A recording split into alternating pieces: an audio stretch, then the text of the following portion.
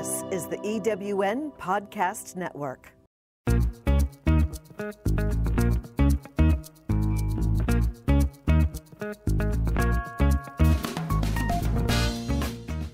Welcome to Late Boomers, our podcast guide to creating your third act with style, power, and impact.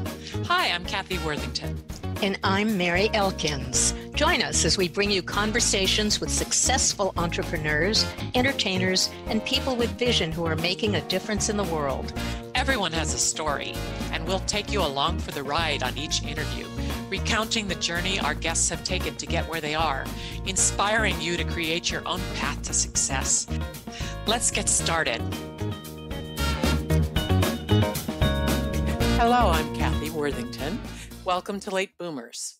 Our special guest today is author Teri Brown, whose new book, An Enemy Like Me, that one of her reviews calls an emotionally resonant historical fiction novel that explores war and its impacts in unique ways that few military fiction novels do. And I'm Mary Elkins. We were privileged to talk to Teri when her novel, Sunflowers Beneath the Snow, about the tenacity of women in a Russian-occupied Ukraine, debuted last year.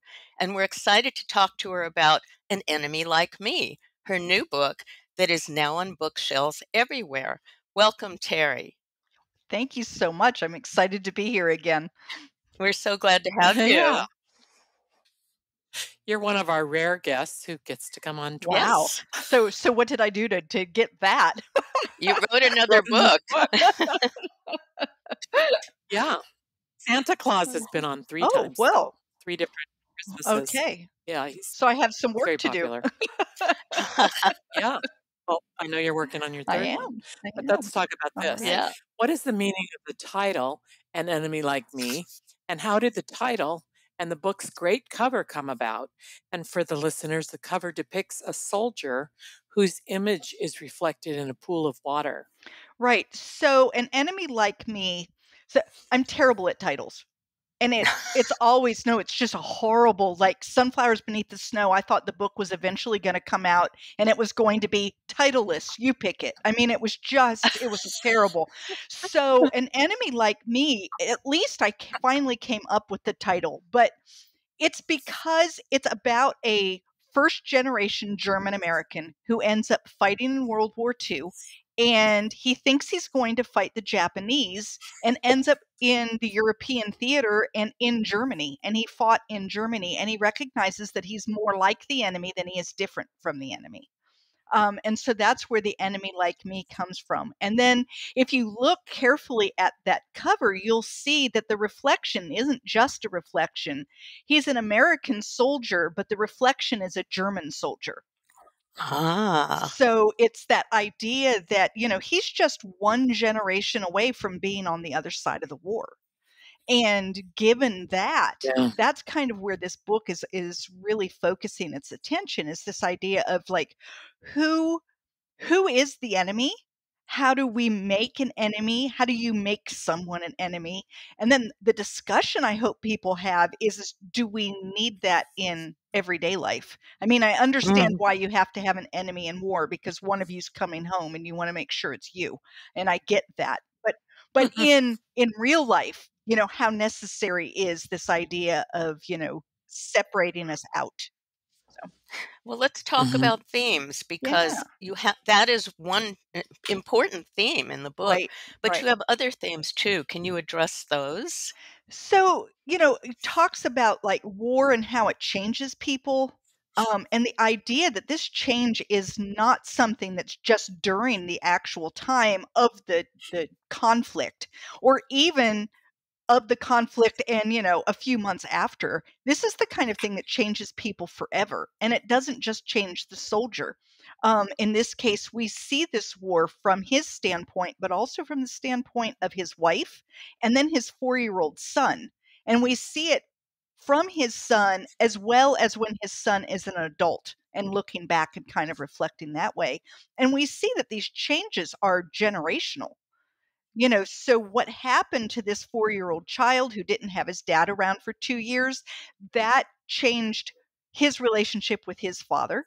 and then it changed his relationship with his own children, and very likely changed their relationships with their children because of what they did or did not get from their own families. So, Yeah. this idea that we often look at war as this event, from one year to a particular year, and then it's over.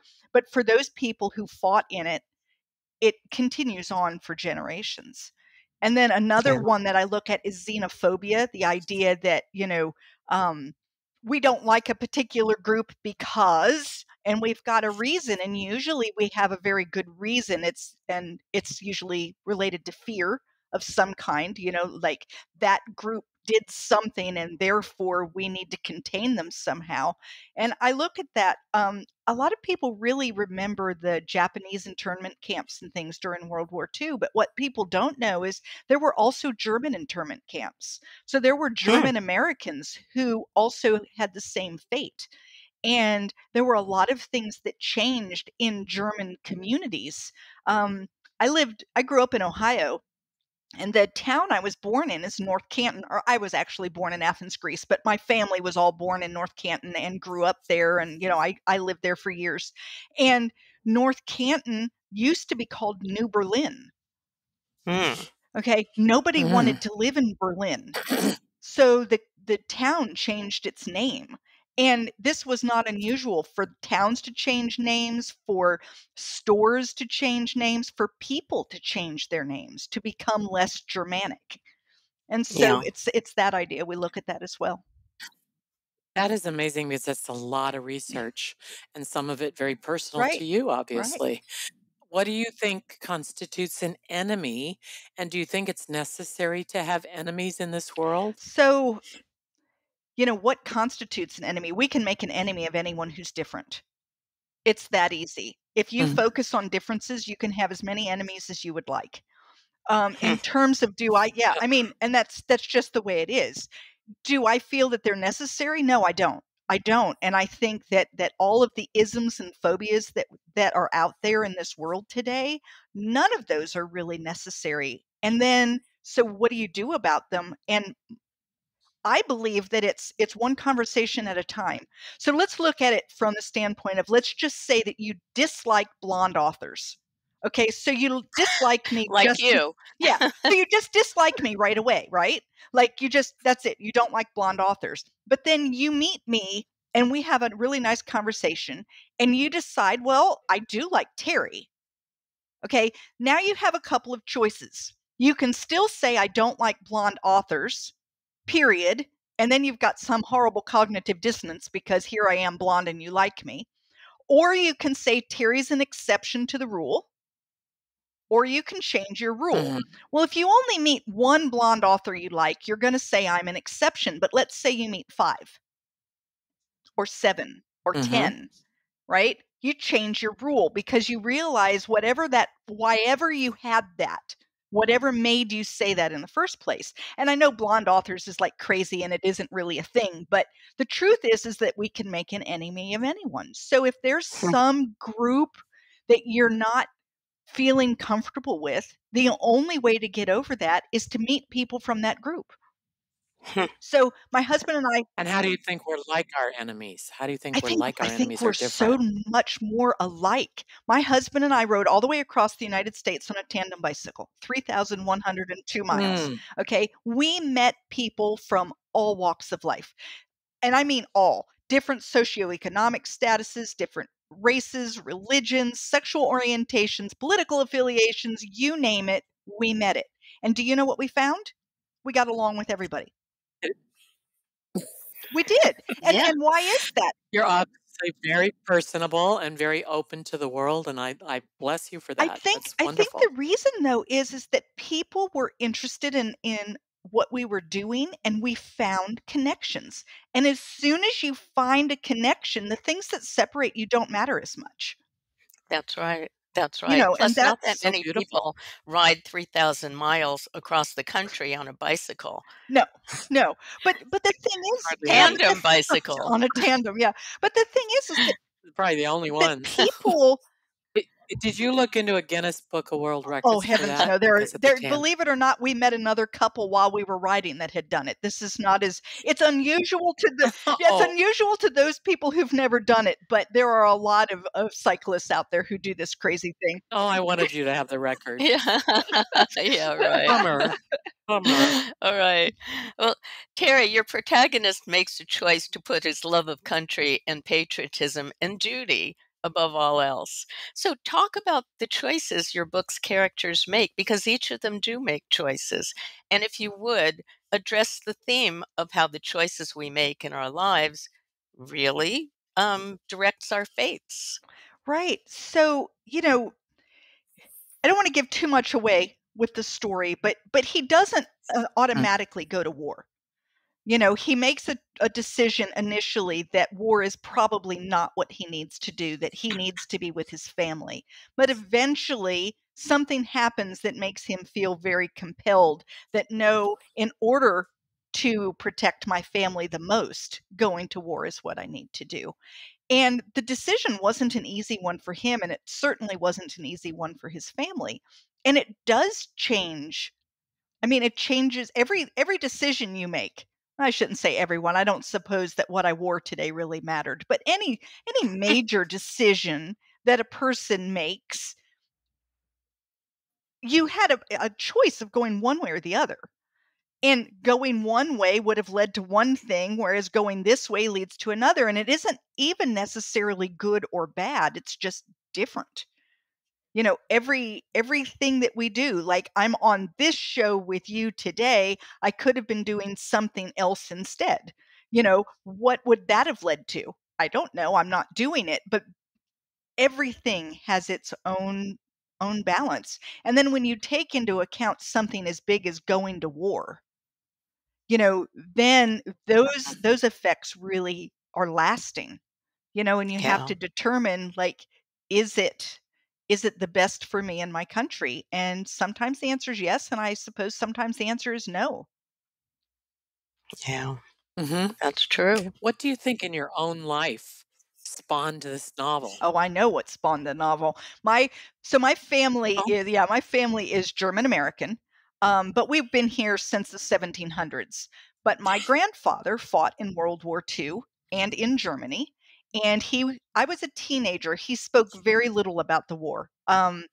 Veterans during that period of time, you just didn't really talk much about it. And if he did talk, it was after the war when he was still stationed in Germany, and we would hear some stories about foods he ate or things along that line, but not very many actual war stories. When I was a teenager, one time, I don't yeah. know what got him in a talkative mood, but he said to me, I always wondered if the person on the other side of my gun was a cousin. Oh, And that stuck Oh, that's with me. powerful. Yeah, That's and that powerful. is and kind of what prompted this book, was that idea of let's explore that a little more.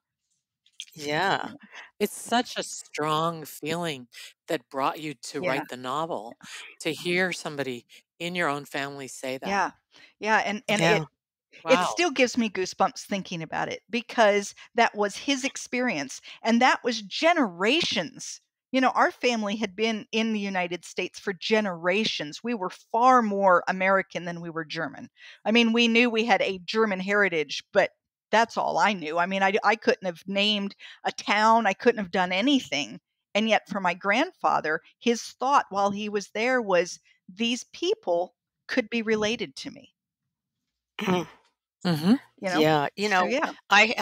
I had friends who fought in the Vietnam War, and they never spoke about it because it is such a, like you say, a life-changing experience, and Exactly. what they see over there is horrific for the most part, and they don't wanna Hmm. talk about it. They're trying to push it out of their heads, but these days, at least we have treatment for PTSD.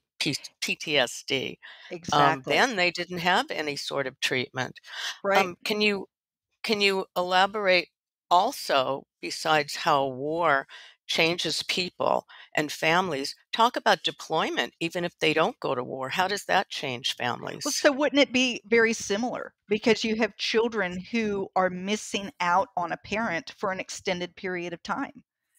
So you have a Hmm. child who's, we'll put them at 4 years old, the same as the child in this book, and their father goes and deploys for a year and a half. It's Yeah. essentially the same thing. In today's world, we're a little more blessed in that they might be able to Zoom with their parent who's gone. They might be able to see them a little more, as opposed to in World War II, there were letters, but those weren't even regular. And, Yeah. you could go months without receiving anything from anyone. And, you might get the occasional black and white photo of, some blurry guy standing in the middle of something, but not really. So today you get maybe a little more, but even then, a Zoom meeting with your parent is not the same as having them be there and give you a kiss and hug goodnight, and be Yeah. there when you have a dream in the middle of the night that scares you and you get up and Oh, they're not there to hold you, right? yeah. So, Yeah. Oh, gee. And it sounds like you explored that quite a bit in your yeah. book because you say you did a couple time periods, Yes. Yes. 2 or 3 time periods, Right. right? Yeah. Is it 2 or 3? So it's 3. two. It's in Yeah. it's during the war, so shortly before the war and during the war. Although there are a couple of quick flashbacks to when both Bonnie and Jacob were children, but they're just a little chapter that helps you understand who they are now. And That's then the husband and wife. the husband and wife. And then you see the son, William, as an adult man looking back. So his father has already passed away, and he's looking back at his father's life and his life and what he's trying to make of it all. Did you originally So this want book we're to discussing, cover 2 time periods, or Yeah, did that come about? I didn't do it on purpose. Like, I didn't set about to do it. The characters started talking to me, and it's what needed to be done. So I Hmm. was trying to tell the story from the point of view of the 4-year-old, and from the point of view of a 4-year-old, you can only say so many things because you're dealing with a 4-year-old and their limited understanding and vocabulary. And Yeah. so I couldn't make some of the points that I needed to make. And then it really hit me.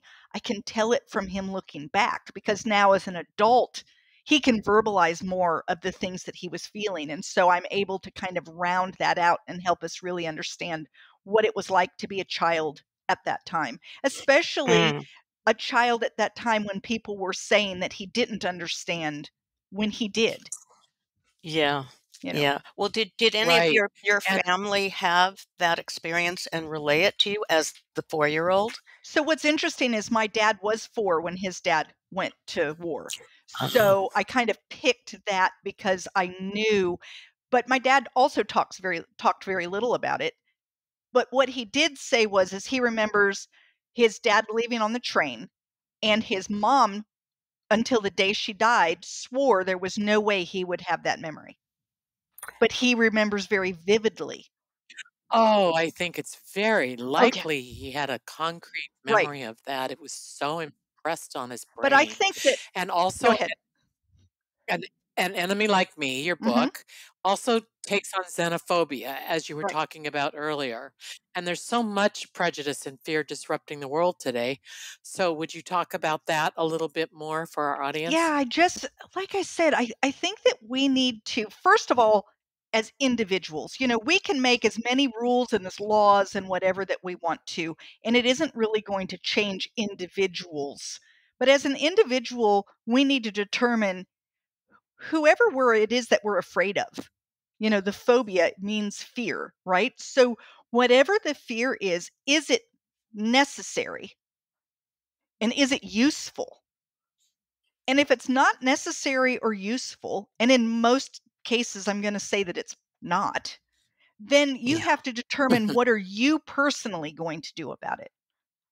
You can't wait for no government entity is going to make it go away. No law is going to make it go away. No foundation is going to make it go away. It's on a personal level. It is, and not to say that any of those things can't maybe help and encourage, but it isn't what's going to make it go away. This is a person to person thing. And the more And people who are willing to look inside themselves, the more likely we are to be able to start ridding ourselves of this kind of thing. Well, the Mhm. experience of xenophobia is passed down through Exactly. generations as the experience of war. And that's a hard thing to get over. It really is. And you know, sometimes it does just take time.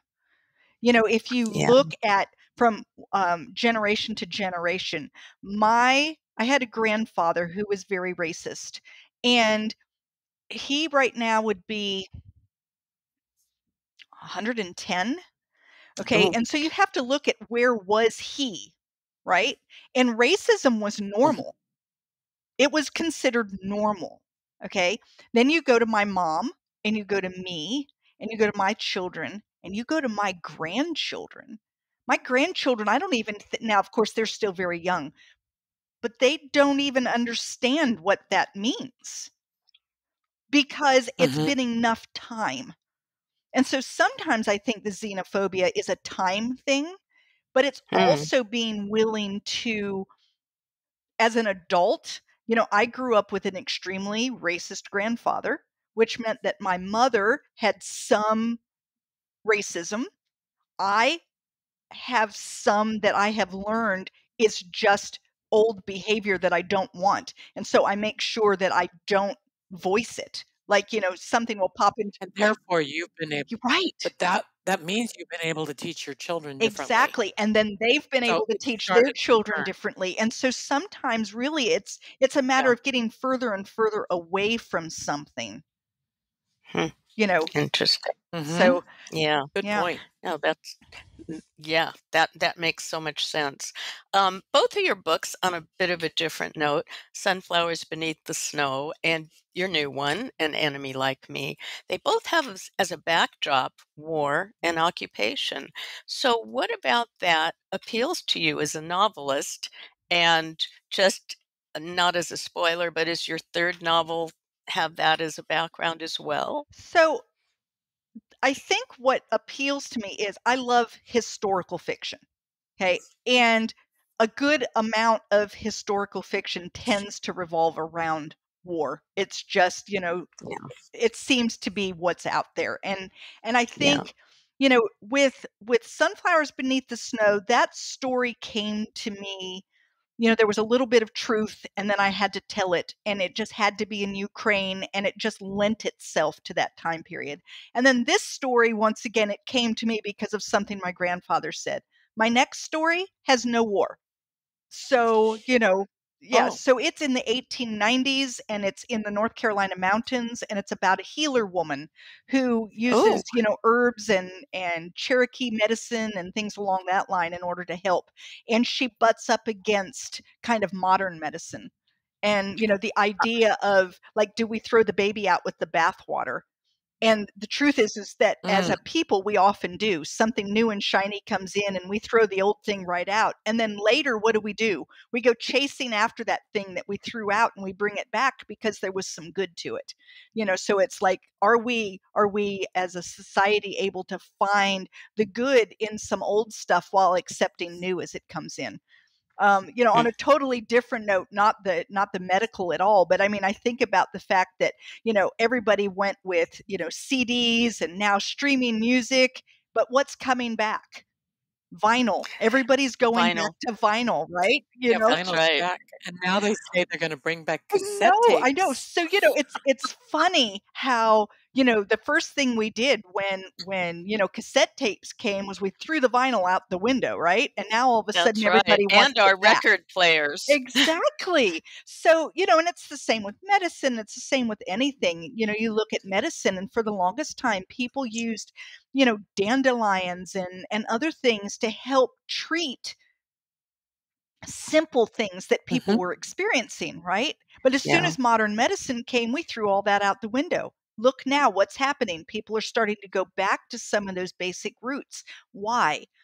Mhm. Because there was really some good to it. It doesn't mean that what's modern is bad. It just means that what's older isn't bad either. You have to find the balance between old and new. So, Hmm. And speaking of balance, how do you juggle your writing, your book tours, your blogging, and doing podcasts with having a family life? How do you do that?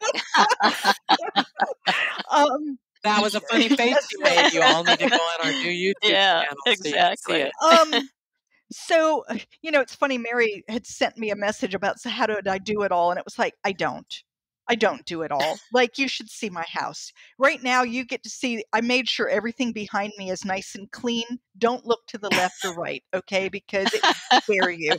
Okay, we Yeah. won't. And so, you know, how do I do it all? I don't. I just pick what is the most important and I focus on that. And other things are just going to have to go by the wayside. And that's okay because I can't do everything. I'm not meant to do everything. So I don't. You know, Mm. And we always like to ask what your writing process oh, is well, I also. have a crazy And writing discipline. process. Yes. Yes. Well, I have a crazy writing process. So some people are plotters and some are pantsters. And pantsters means you write by the seat of your pants. And I am a pantster. I have no idea. Like I am 2/3 done with my third book and I don't know how it's going to end. I have no clue. Because my characters haven't told me yet. I haven't got to the end, so I don't know. And then I'm also what I call a binge pantster, which means I like to have a like 2 or 3 week period of time where I have nothing else to do. And during that time, I might forget to Oh. shower and comb my hair or even eat. And all I do is write. And I'll get the first draft out in a week or two, Ah, usually two. And I just get it out. I kind of like, I call it word vomit. I just get it out. And then I'll go back and edit it after I've let it sit for a little while. So I let it sit and think about it, and then I come back to it, and then I say, well, that wasn't very good, and I find what I need to do to fix it. So, oh, that's great. Oh, I'm jealous. As a writer, I'm very jealous about that. So, what are the similarities between Sunflowers Beneath the Snow and An Enemy Like Me, and also your third book, whatever the title will be? um, yeah, so the title lists at this point. Um, they're all 3 generational stories. And that's something I really love doing is from the point of view of different generations. And the reason that I enjoy that so much is because it allows me to explore things from very different points of view. Mhm. I talk about the idea of like, what does 9/11 mean to me versus what does 9/11 mean to my children versus what will 9/11 mean to my 5-year-old grandson. And although it will still be important, it means something different because he didn't experience it. He wasn't alive. He has no, anything that he hears will be from, hearsay from other people. And so I love the idea that we can explore a concept from different ages because they've experienced different things in their lives. And therefore, how they see a particular event will be very different. So I would say that's the main thing. And then the other thing is this idea of, people kind of blossom wherever they're put.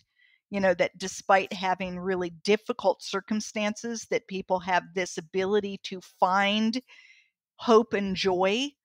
Um, because if they didn't, the world would pretty much stop. People would look and say, well, this is a crappy period of time, and there would be no marriages, and there would be no babies born, and there would be none of those things because people would say, well, this is crazy. Why would we move forward?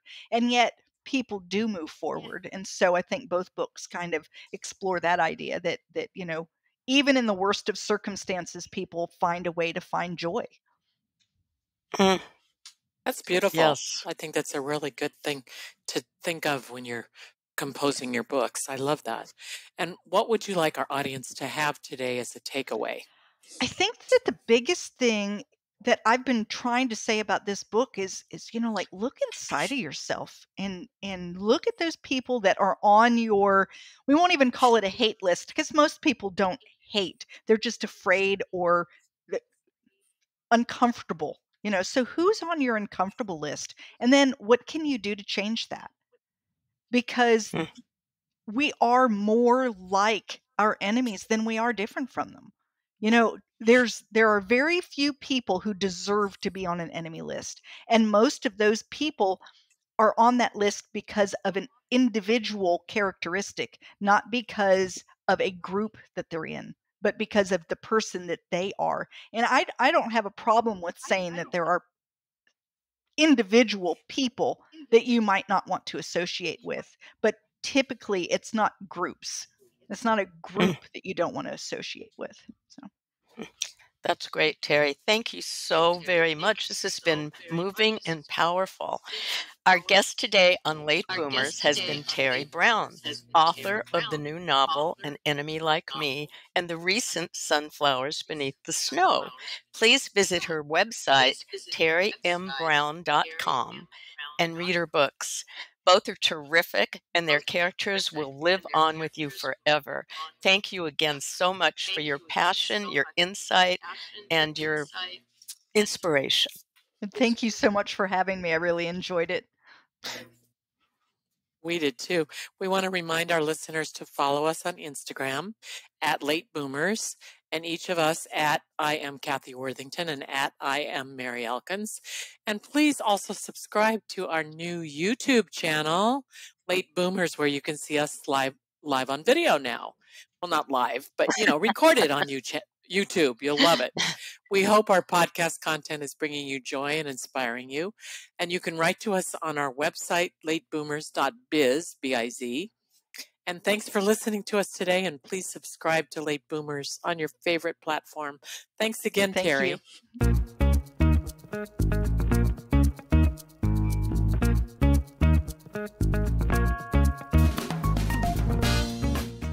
Thank you for joining us on Late Boomers, the podcast that is your guide to creating a third act with style, power, and impact. Please visit our website and get in touch with us at lateboomers.biz. If you would like to listen to or download other episodes of Late Boomers, go to ewnpodcastnetwork.com. This podcast is also available on Spotify, Apple Podcast, and most other major podcast sites. We hope you make use of the wisdom you've gained here and that you enjoy a successful third act with your own style, power, and impact.